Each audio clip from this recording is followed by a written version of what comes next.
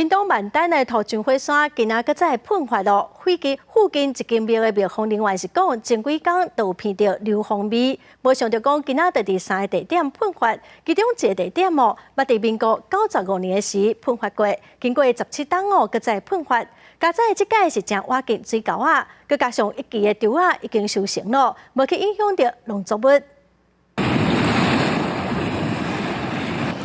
亲像海鹰咧拍这种声响一直传来，上悬将近1层楼悬。屏东万丹乡年火山11号半暝到早时，互民众发现一直咧喷发的地点，跟阮伫咧丰原圣殿附近，拢总有3位。啊，这道这坑5个月哦，5个月前。5个月前，啊，这道这坑莲花池。 莲花池无请过啊，无请过吼，固定一段时间伊会讲啊，啊，然后这坑落起来，拢会盖大啊。咱95年迄阵那个有补家嘛，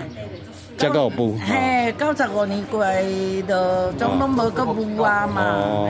其中一位10几档无喷过，即届嘛出现。庙方人员讲，前几天闻到硫磺的味，11号就发现开始喷，检视着喷发的所在，离水沟较近，加上一期的稻作拢已经收割，对农作物的影响无大。但最近天气真热，佮加上花莲达发生过5级有降的地震，嘛互庙方人员怀疑敢是有关联。感觉讲最近吼，应该会个无，因为迄个天气气候足热嘛，还有那个花莲遐那个一直咧地震。明火山之前的那主要是水汽跟瓦斯这些因子而已，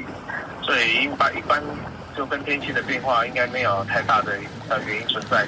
而且讲地下是恒温的状况，年火山喷发啦，以历来研究资料显示，甲天气变化直接的关联无大，因为伊主要是地下水汽压力累积到一定的程度所释放来造成。记者王刘婷丹、屏东报道。